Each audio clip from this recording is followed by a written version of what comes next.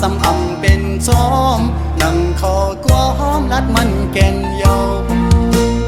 น้องกว่าหักไผ่เปื้อนส่งสิ้นลงสู่สองก็เสคืนละใจเขาว่าลองตั้งหาเขาสองก็ใน10 กว่าเที่ยงไทยหน้าอำไลเอาความอ้างกูเจอเสมาวันลาดเพื่อใจลืมสู่ความเข้าผู้ทอมอยากเจอเย้าใจหักหนึ่งน้องมาในเป็นข้าวหึงข้าวตั้งให้ลืมสู่สำเป็นแก้หนึ่งก็หักเอ่ยแต่ลืมกำเลี้ยว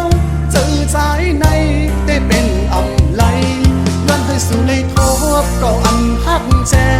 ย้อนให้สู่ตั้งสองเลยอยู่ห่มพร้อมหักสู่โจสุดป่านใจย้อนสู่ปันตาพี่เต้คำเป็นก็สวมหักเวปัญญา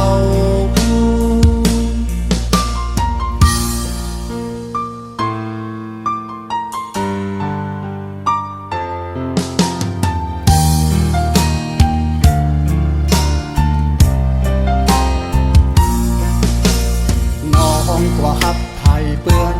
ซึ่งสิ้นลองสู่สองก็เสคืนละใจเขาว่า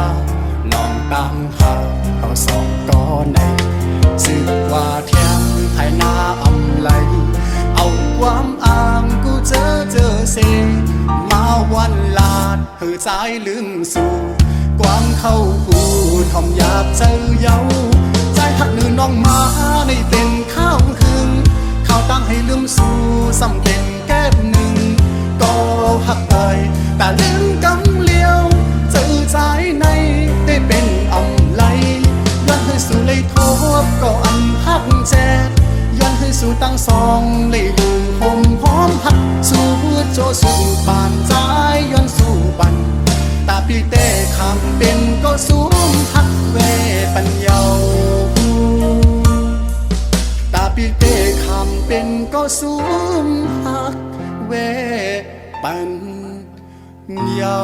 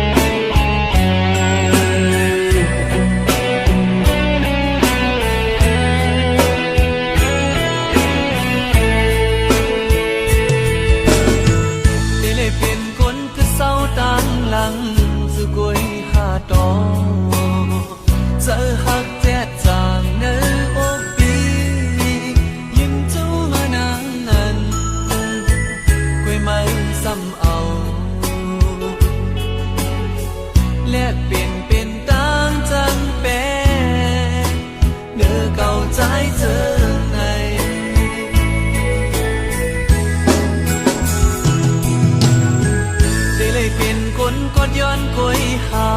น้องตามข้างในเฮ้ยได้มายินจูปันหัวใจหักเจ็ดจาเพราะว่าปานเก่าได้กว่าลือเศร้าดังเลยเฮ้ยทบหักเจ็ดจา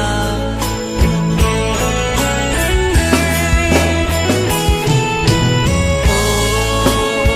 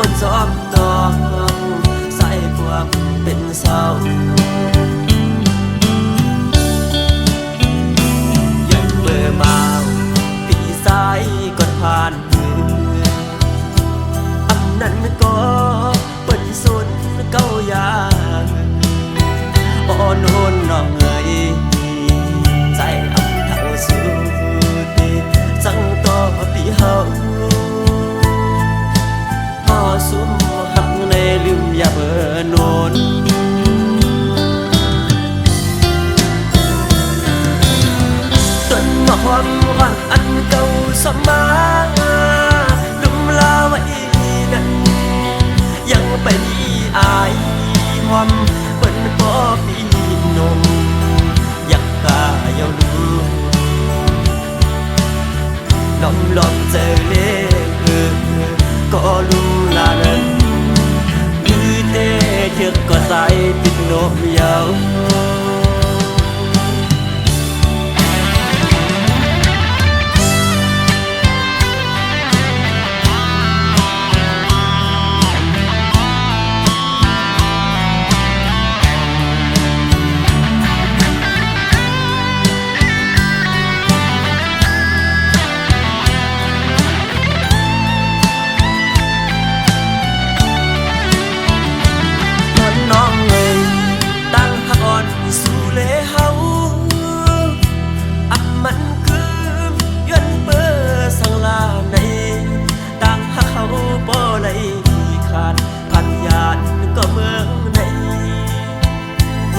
จอมตอง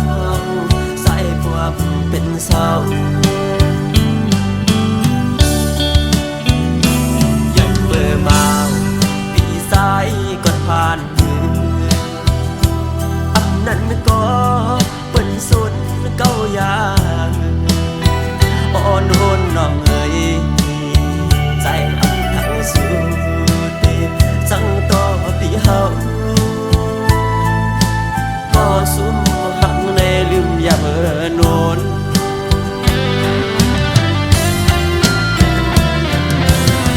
ต้นมะฮอมหวังอันเก่าสมาดุมลาไว้นั้นยังไปอายความเปิ้นพอปีนมอยากกายาวลืมล้อมเจอเล่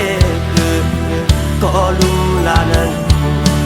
คือเตะเชือกก็ใส่ปิดนมยาว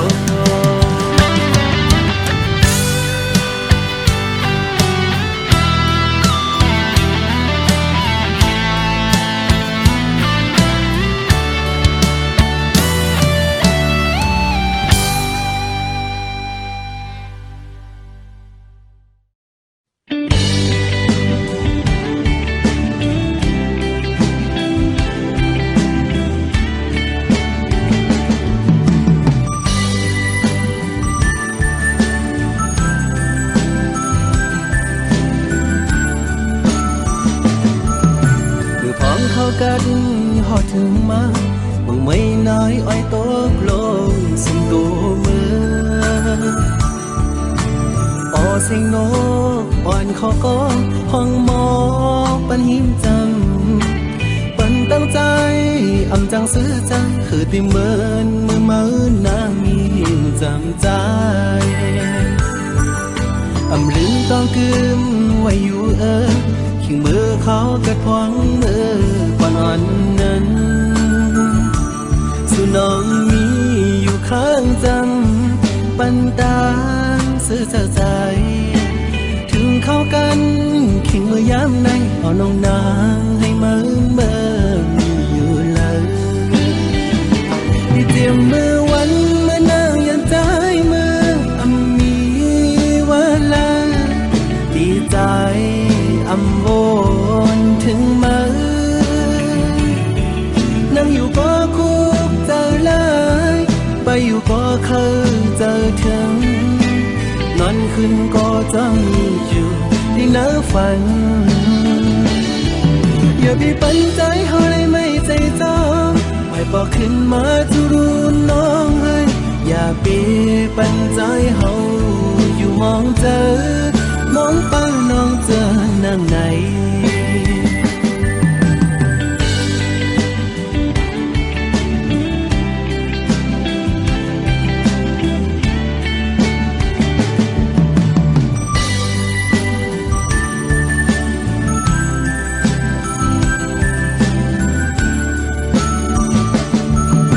มือพร้อมเข้ากันหอดถึงมาบังไม่น้อยอ้อยตกลงสิ่งตัวมือออเสียงนกอ่อนขอก้องห้องหมอกปันหิมจังปันตั้งใจ อำจังซื้อใจคือที่เหมือนเมื่อเมานางมีจำใจอำลืมต้องคืมไว้อยู่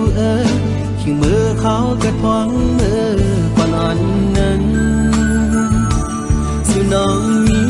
อยู่ข้างจำปันตางซื้อเจ้าใจ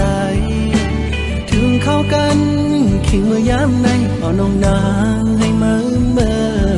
อยู่เลยที่เตรียมมือวันเมื่อนางยันใจมืออำมีวันละดีใจอำโวนถึงมือนั่งอยู่ก็คุกเจอเลยไปอยู่ก็เคยเจอถึงนอนขึ้นก็จะมีอยู่ที่เนื้อฝันอย่าไปปันใจเฮาเลยไม่ใจจองไว้บอกขึ้นมาทุรูน้องเฮ้ยอย่าไปปันใจเฮาอยู่มองเจอมองป้าน้องเจอนั่งไหน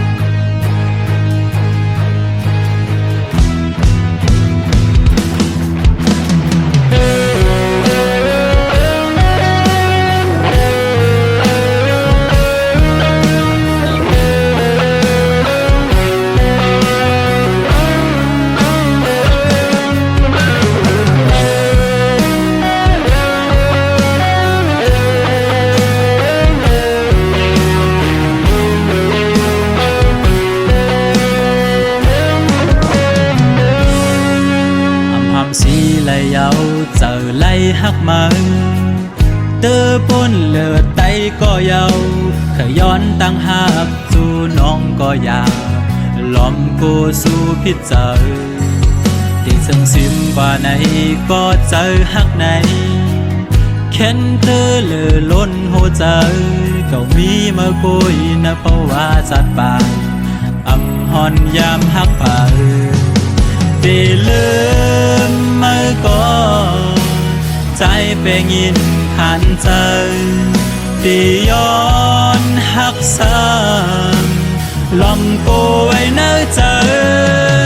ตีเหตุเจิงหือให้สู่น้องหูถึงลองตั้งหักปีมีต่อสู่น้องไหนย้อนห้องความในเสส่งถึงปันให้ยิ้มน้องหูถึง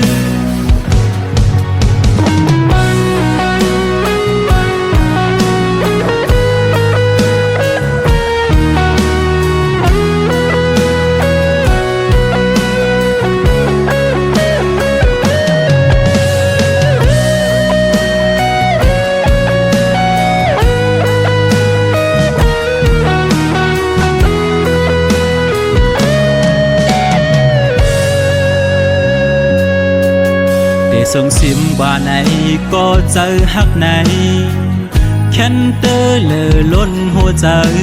ก็มีมากุยนะเพราะว่าจัดปากอำหอนยามหักผ่าได้ลืมเมื่อก่อน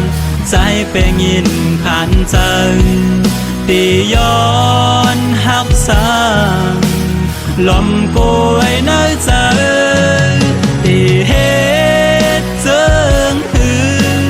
ให้สู่น้องหูถึงลองตั้งหักปีมีต่อสู่น้องไหนย้อนห้องความในเสส่งถึงปันให้ยิ่งน้องหูถึงได้เห็นเจิงหือให้สู่น้องหูถึงลองตั้งหักปีมีต่อสู่น้องไหนย้อนห้องความในเสส่งถึงปันให้ยิ่งน้องหูถึง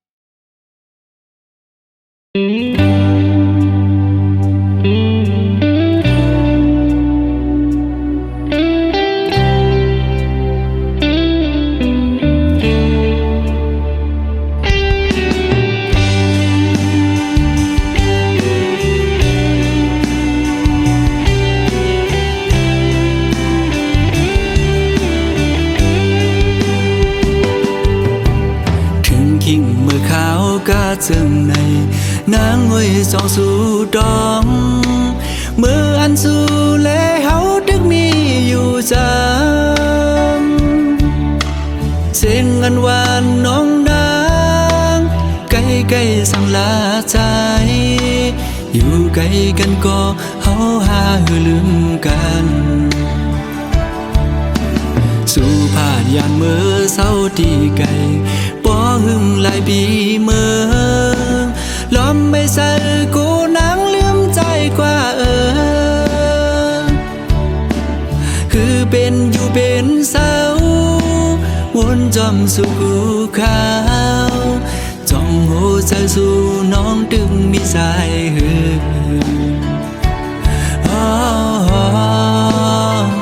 อ่อนน้องเอ้ยกอบนางเมื่อยาสีไฟแรงเปิงเมืองเบิ่นคืนเยอะและลืมเมืองเฮาหือด้วยลูกเกนำตูปอมองน้องโมเวงแลน้ำตกดาดก็มองไปน้องแผ่วมาลองห่างดีเมืองเส้นวีเฮาได้เต็มทวนเยาป้อน้องขึ้นมาแผ่วคิงเมื่อวันปล่อยปีเมื่อ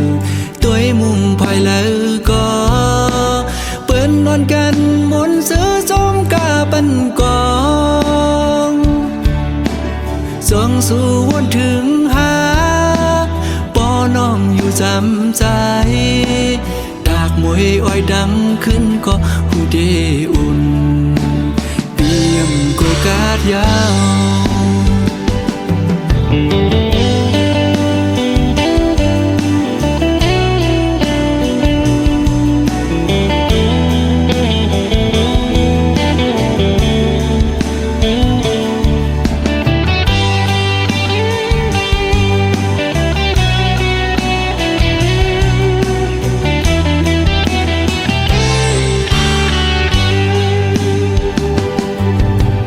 สู่ผ่านยานเมื่อเศร้าที่ไกล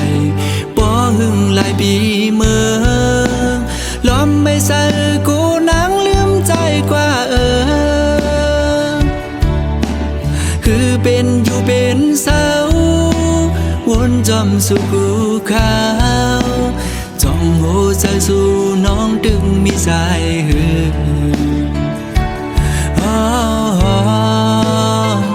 อ่อนน้องเอ้ย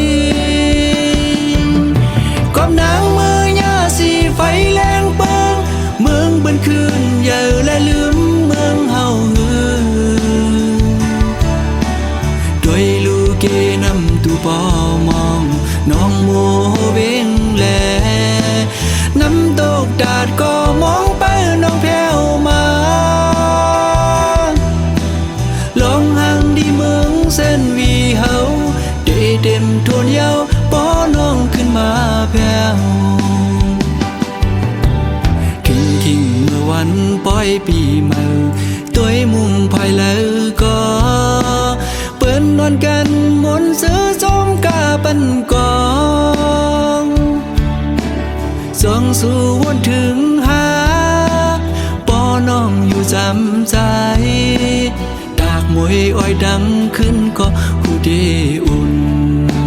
เปียมโกกาดยาว